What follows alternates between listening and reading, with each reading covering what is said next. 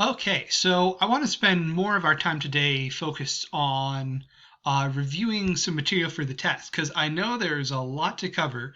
So I just want to take maybe a couple of videos to look through some of the stuff that's on the study guide. And this will be one of the discussion questions for today as well, just kind of like we did before, have a review for the final exam in the form of posting, an answer to one of these questions on the discussion question, and I'll chime in and we can all kind of review together. So, um, the test will have both old and new material. So the first half of the study guide here is a lot like the previous study guide that we looked. So let's look at some of the new stuff. Let's go through some of these different materials. So basically, we've got two here. We've got Rise of the World Religions, so the three big world religions that we looked at, and then we've got the civilizations that were influenced by them. So let's look at some of this material here. Okay, so Rise of the World Religions. Christianity, let's start there. Who was the founder of Christianity? What's our best information about what he was like and how he thought? So again, we're going back to the historical Jesus. Not to give it away, but the answer to who is the founder of Christianity? Jesus. Yeshua, son of Yusuf, a rabbi in Jerusalem, who today we know as Jesus. So the area of the Jewish Holy Land while it was under Roman rule. And our best information about what Jesus is like, think about what sources do we draw on for that. Usually we draw on things like the Gospels and the writings that are part of the Bible, written in year 90, so about not the but in the vicinity of the years like 70 to 90, so up to like 60 years after Jesus' death. So there's a little bit of a remove there. These were people who were talking to someone who had known Jesus. Whereas the New Testament also has the writings of Paul, which was someone who was alive in the time and was much closer to the time of Jesus, but not necessarily someone who knew him super well. So those are the sources that we're working with here. But we can come to some broad conclusions about what kind of ideas he believed in. Let's think back to what was important. For one thing, he was talking about the end of Rome. Rome will be destroyed, God will create a new heaven and a new earth, and the Jews will be free. That's an important part of his message and a big sort of part of why he was so popular. And to be fair, Rome's empire did come to an end. And Jesus also presented himself as the Son of God, or at least the Gospels present him as the Son of God, the messenger of God, the Word of God, the message of God to human beings, some sort of version of God who has taken human form. And one of the things that really distinguishes Christianity is this emphasis on God rewards those who are good, being such a central thing. Some religions had sort of had things kind of like that, but making it so fundamental and just like the level that it's taken to here. And that if you don't take care of the sick, give clothes to those who need them, feed the hungry, things like that, then God will punish you. But if you do all those things, he will reward you. And God says, whatever you do to the least of these, you do it to me. And so that's a pretty big deal.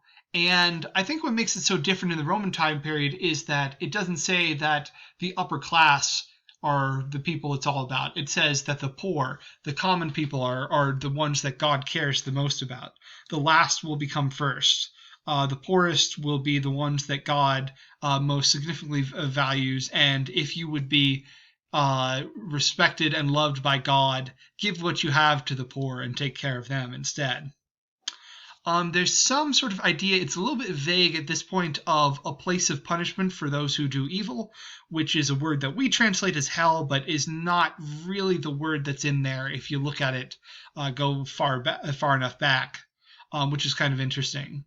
But yeah, I think the reason that this was so successful is because it was all about God's going to take care of the oppressed people, the people who are downtrodden, the people who are stepped on. That's who God cares about.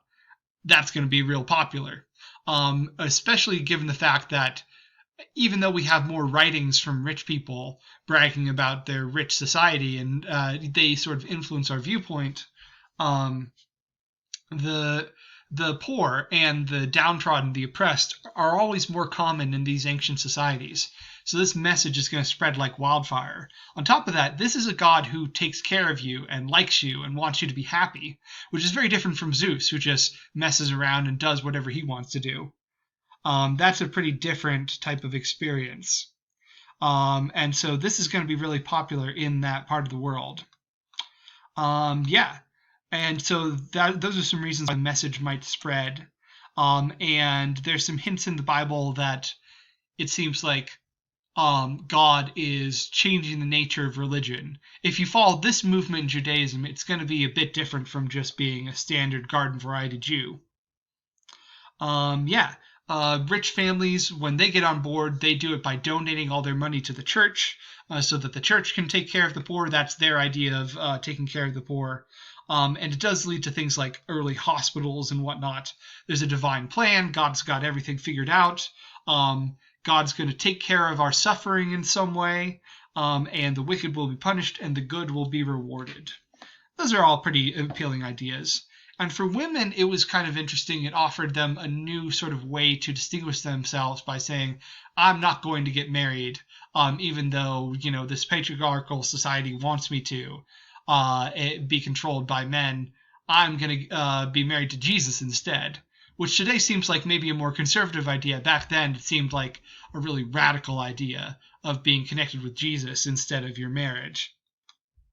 Yeah. So that's some things behind factors of Christianity and what Jesus was like.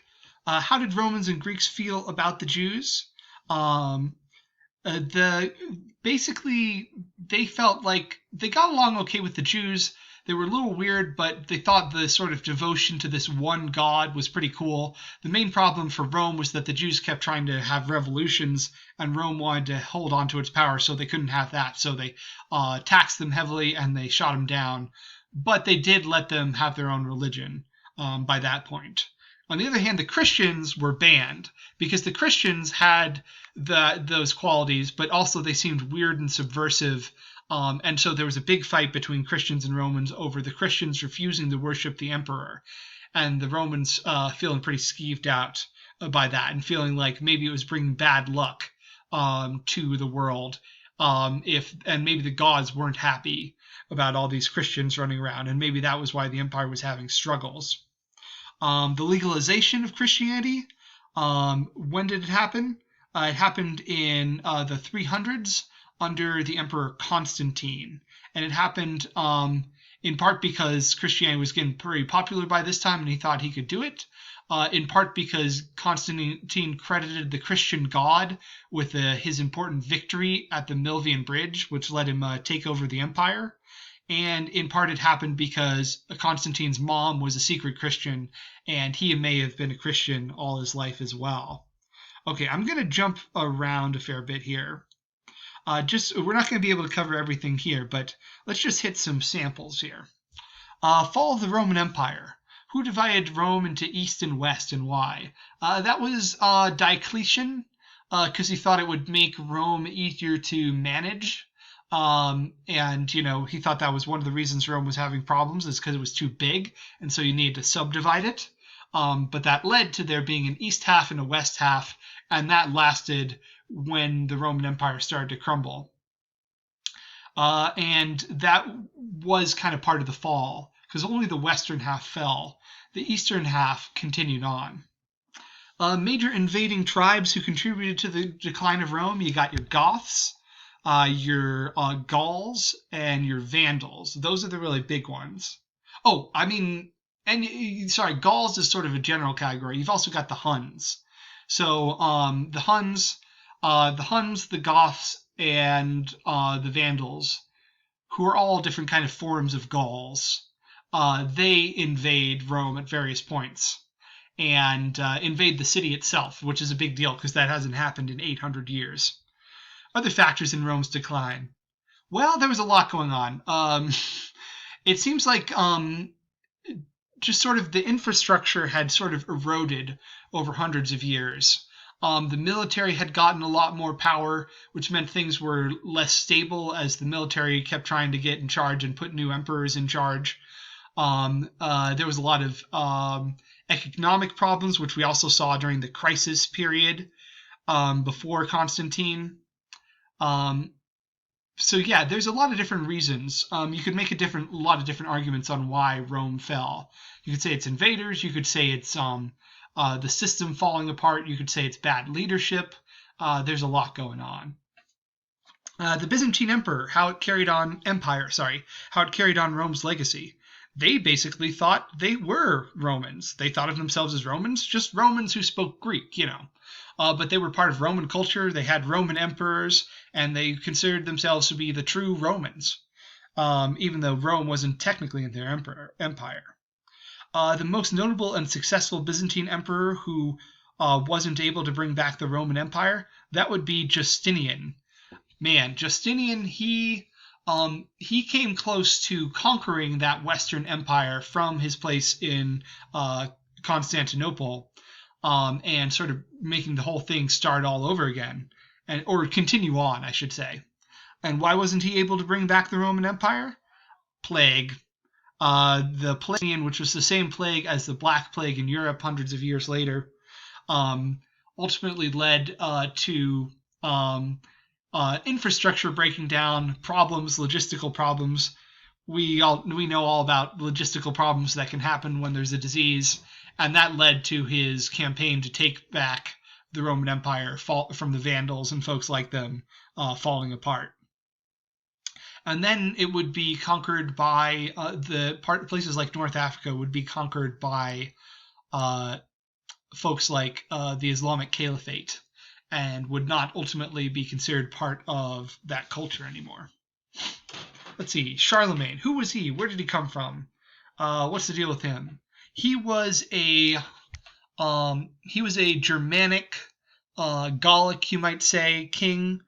Frankish was the name for a specific group of people. So he was an ancestor of both French and German people. And so he came from that part of Europe. And basically, the Carolingian Renaissance is just basically the fact that Charlemagne sponsored a lot of people learning and studying Latin and copying over all those Greek and Latin texts. So there was a little bit of a boom in sort of intellectual life under Charlemagne that helped preserve the knowledge of Greece and Rome in Europe more than it would otherwise have been. And of course, Charlemagne was also responsible for the Holy Roman Empire. It was advantageous for Charlemagne because it made him seem like the Roman emperor. And it was advantageous for Pope Leo III because it basically made him into the Pope, into the leader of all the Catholic Church, instead of just one bishop among a number of different leaders of different cities. He was now supposed to be the leader of all Christianity. So those two are backing each other up. And the territory was different than it had been in the Roman Empire. So the idea of Europe kind of comes out of Charlemagne because he establishes this territory in Europe. And it only barely is a Roman Empire. At some points it has Rome, the city, in its territory, but doesn't really control anything like the territory that Rome controlled. It's more like the German Empire. But it shows that the balance of power is shifting from the Mediterranean being the center of things to northwestern Europe being the center of things. Let's see. Okay, let's go back to some of this other stuff. Gnostic Christians, differences between them and the rest of the church. Well, they basically believe that the old God, that there's an evil God who is kind of created an illusion that is sort of trapping people in the world, and that the goal of Christians should be to break free from that God. So not super positive relationships with the Jews necessarily, because that's the old God that they're thinking of in some ways. They also are pretty separate from the church. They have their own individual churches that are less about hierarchy and these sort of systems of power, and more about individual connections to God. So individual people should be connected to